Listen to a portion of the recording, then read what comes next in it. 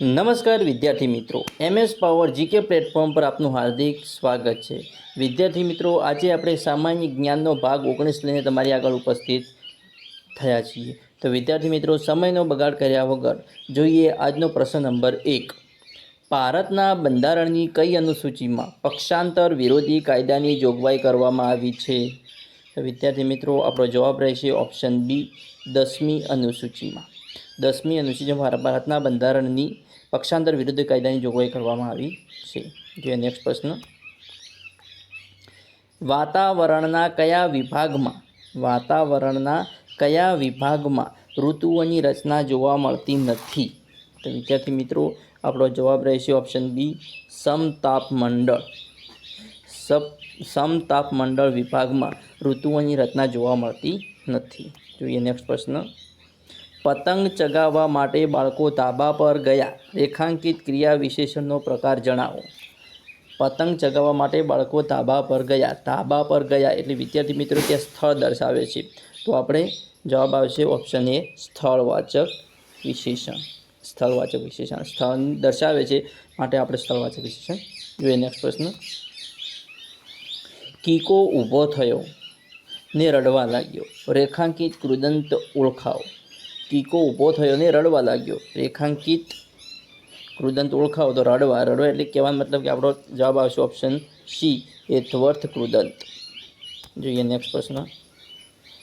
વર્ષા પહેલાંની એ ગંદકીને લોકો હજીએ કેમ યાદ કરતા હશે? નિપાત ઓળખાવો। તો વિદ્યાર્થી મિત્રો, અહીં આપણો ઓપ્શન ડી સાચો રહેશે, એ આપણો નિપાત રહેશે, એ આપણો નિપાત રહેશે। જોઈએ નેક્સ્ટ પ્રશ્ન।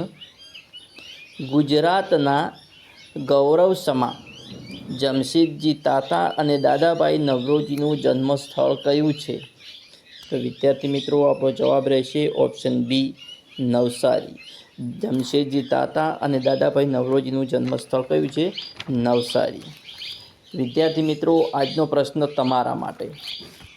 દારૂબંધી અને નશીલા પદાર્થ નિષેધની જોગવાઈ બંધારણના કયા અનુચ્છેદ અંતર્ગત છે? વિદ્યાર્થી મિત્રો, આનો જવાબ તમારે કમેન્ટ બોક્સમાં આપવાનો છે અને જવાબ આપનાર વ્યક્તિએ તેનું નામ અને જવાબ બંને સાથે લખવાનું રહેશે। જે સાચો જવાબ આપનાર વ્યક્તિનું નામ કાલના વિડીયોમાં જાહેર કરીશું। જોઈએ નેક્સ્ટ પ્રશ્ન।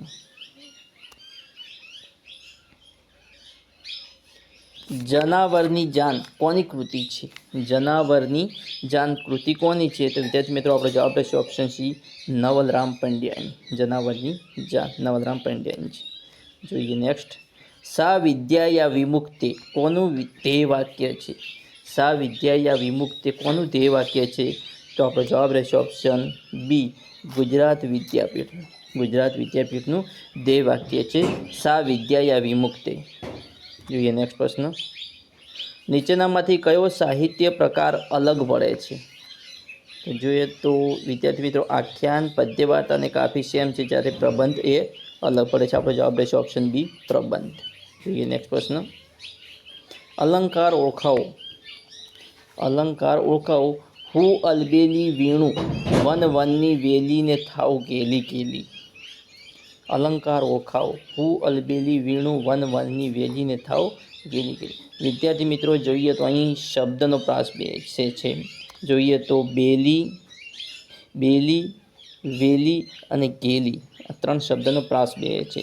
વિદ્યાર્થી મિત્રો, જ્યારે પંક્તિ કે વાક્યમાં એક સરખા ઉચ્ચારવાળા શબ્દો આવેલા હોય ત્યારે શબ્દાનુપ્રાસ કે યમક અલંકાર બને। તો વિદ્યાર્થી મિત્રો, અહીં શબ્દાનુપ્રાસ જે આપણને ઓપ્શનમાં આપેલ નથી, એટલે આપણો જવાબ રહેશે ઓપ્શન એ, યમક અલંકાર એ આપણો જવાબ રહેશે। શબ્દનો પ્રાસ બેસે છે એટલે આપણો જવાબ રહેશે યમક અલંકાર। જોઈએ નેક્સ્ટ પ્રશ્ન। પ્રથમ પેઢીના કોમ્પ્યુટરમાં કયું સાધન ઉપયોગમાં લેવાતું હતું? નીચેનામાંથી કયું સાધન ઉપયોગમાં લેવાતું હતું? તો વિદ્યાર્થી મિત્રો, આપણો જવાબ આવશે ઓપ્શન બી, વેક્યુમ ટ્યુબ। પ્રથમ પેઢીના કોમ્પ્યુટરમાં વેક્યુમ ટ્યુબનો ઉપયોગ થતો હતો। જોઈએ નેક્સ્ટ પ્રશ્ન। હેડર અને ફૂટર કયા મેનુમાં આવેલા છે? તો હેડર અને ફૂટર એ ઇન્સર્ટ મેનુમાં આવેલા છે। ઓપ્શન સી આપણો સાચો રહેશે। જોઈએ નેક્સ્ટ પ્રશ્ન। મહાગુજરાત આંદોલન અંગેના પુસ્તકો અને લેખકો અંગેનું કયું જોડકું ખોટું છે? મહાગુજરાત આંદોલન અંગેના પુસ્તકો અને લેખકો અંગેનું જોડકું ખોટું છે, એ આપણે શોધવાનું છે. જોઈએ તો ઈશ્વર પેટલીકર, મહાગુજરાતનું આંદોલન ક્ષીરનીર, એ પુસ્તક કોનું છે? તો ઈશ્વર પેટલીકરનું. મહાગુજરાતનું આંદોલન ક્ષીરનીર એ કોનું પુસ્તક છે? ઈશ્વર પેટલીકરનું. મહાગુજરાત આંદોલન એ કોનું છે? યશપાલનું. અને લેકે રહેંગે ગુજરાત એ કોનું છે? બ્રહ્મકુમાર ભટ્ટનું. તો વિદ્યાર્થી મિત્રો, જન આંદોલન મહાગુજરાતી સનત મહેતાનું છે. આપણો જવાબ રહેશે ઓપ્શન ડી. આપણો જવાબ રહેશે ઓપ્શન આ જોડકું ખોટું છે. જોઈએ નેક્સ્ટ પ્રશ્ન. ત ત જ ગા ગા, ત ત જ ગા ગા કયા છંદનું સૂત્ર છે? તો વિદ્યાર્થી મિત્રો, ત ત જ ગા ગા એ ઇન્દ્રવજા છંદનું સૂત્ર છે. કયા છંદનું સૂત્ર છે? ઇન્દ્રવજા છંદનું સૂત્ર છે. જોઈએ નેક્સ્ટ પ્રશ્ન. ખ, ખ કયા વર્ગનો ધ્વનિ છે? ખ એ કયા વર્ગનો ધ્વનિ છે? વિદ્યાર્થી મિત્રો, ખ એ ક વર્ગનો ધ્વનિ છે. કયા વર્ગનો? ક વર્ગનો ધ્વનિ છે. જોઈએ નેક્સ્ટ પ્રશ્ન. પરધીનતા સંજ્ઞાનો પ્રકાર જણાવો. પરધીનતા, પરધીનતા સંજ્ઞાનો પ્રકાર જણાવો. તો વિદ્યાર્થી મિત્રો, આપણો જવાબ આવશે ઓપ્શન ડી, ભાવવાચક. ભાવવાચક સંજ્ઞા છે. પરધીનતા શબ્દ ભાવ દર્શાવે છે, એટલે આપણે સંજ્ઞાનો પ્રકાર કયો આવશે? ભાવવાચક સંજ્ઞા. જોઈએ નેક્સ્ટ પ્રશ્ન. પિતાજીના હાથમાં લાકડાની પાટ, પડખેના ગીરના જંગલ કયું વિશેષણ દર્શાવે છે? પિતાજીના હાથમાં લાકડાની પાટ, પડખેના ગીરના જંગલ કયું વિશેષણ દર્શાવશે? વિદ્યાર્થી મિત્રો, અહીં સંબંધવાચક વિશેષણ આવશે. કયું વિશેષણ આવશે? સંબંધવાચક વિશેષણ. જોઈએ નેક્સ્ટ પ્રશ્ન.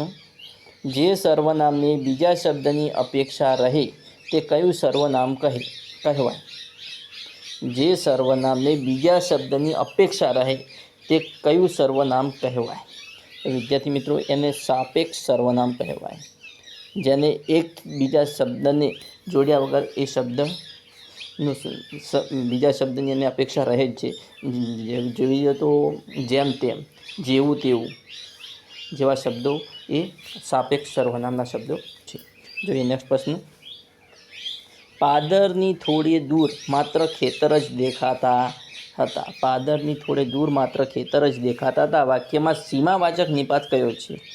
તો સીમાવાચક નિપાત જોઈએ તો વિદ્યાર્થી મિત્રો, આપણો જવાબ આવશે ઓપ્શન એ, માત્ર. ઓપ્શન એ, માત્ર એ સીમાવાચક નિપાત રહેશે. જોઈએ નેક્સ્ટ પ્રશ્ન. હવે હું દવા ઢોળી નાખવાનો કયો કૃદંત દર્શાવે છે?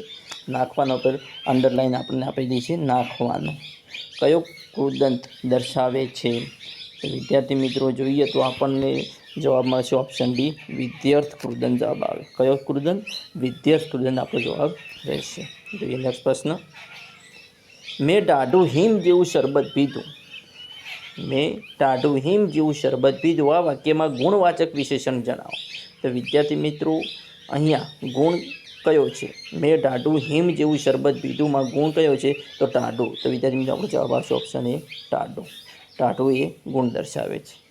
જોઈએ નેક્સ્ટ પ્રશ્ન. ધરતીનો ધબકારો. ધરતીનો ધબકારો કોલમ કોની છે? તો ધરતીનો ધબકારો દૌલત ભટ્ટની કોલમ છે. કોની છે? દૌલત ભટ્ટની કૃતિ છે. ધરતીનો ધબકારો કોની કોલમ છે? દૌલત ભટ્ટની. જોઈએ નેક્સ્ટ પ્રશ્ન. વરસાદ પછી ઉર્મી કાવ્ય. વરસાદ પછી ઉર્મી કાવ્ય લાભશંકર ઠાકરના કયા કાવ્ય સંગ્રહમાં રહેલ છે? વરસાદ પછીનું જે લાભશંકર ઠાકોરનું ઉર્મી કાવ્ય છે, વરસાદ પછી, એ કયા કાવ્ય સંગ્રહમાં રહેલ છે? તો વિદ્યાર્થી મિત્રો, આપણો ઓપ્શન રહેશે જવાબ રહેશે ઓપ્શન એ, વહી જતી પાછળ રમ્ય કોશા. વહી જતી પાછળ રમ્ય કોશા નામના કાવ્ય સંગ્રહમાં વરસાદ પછી કાવ્ય રહેલું છે. કોનું? લાભશંકર ઠાકોરનું, જે ઉર્મી કાવ્ય છે. જોઈએ નેક્સ્ટ પ્રશ્ન. અર્થિંગમાં કયા રંગનો વાયર વપરાય છે? અર્થિંગમાં કયા રંગનો વાયર વપરાય છે? તો વિદ્યાર્થી મિત્રો, અહીં જવાબ આવશે આપણો ઓપ્શન એ, લીલો. અર્થિંગમાં કયા રંગનો વાયર વપરાય છે? ઓપ્શન એ, લીલો. વિદ્યાર્થી મિત્રો, કમેન્ટ બોક્સમાં જવાબ આપજો. મેન વાયર કયા રંગનો હોય છે? મેન વાયર કયા રંગનો હોય છે? વિદ્યાર્થી કમેન્ટ બોક્સમાં તમારે જવાબ આપવાનો રહેશે. જોઈએ નેક્સ્ટ પ્રશ્ન. બધા જ ગ્રહો અને પૃથ્વી સૂર્યની આસપાસ ફરે છે. આ સિદ્ધાંત કોણે આપ્યો? બધા જ ગ્રહો અને પૃથ્વી સૂર્યની આસપાસ ફરે છે. આ સિદ્ધાંત કોણે આપ્યો? તો વિદ્યાર્થી મિત્રો આપણો જવાબ રહેશે ઓપ્શન એ, નિકોલસ કોપરનિકસે. નિકોલસ કોપરનિકસે સિદ્ધાંત આપ્યો છે કે બધા જ ગ્રહો અને પૃથ્વી સૂર્યની આસપાસ ફરે છે. કોણે? નિકોલસ કોપરનિકસે. વિદ્યાર્થી મિત્રો આવા અવનવા મોસ્ટ આઈએમપી પ્રશ્નો જોવા મારી ચેનલને સબસ્ક્રાઈબ કરવાનું, લાઈક કરવાનું અને તમારા મિત્રો સાથે લિંક શેર કરવાનું ના ભૂલતા. Thanks for watching my video.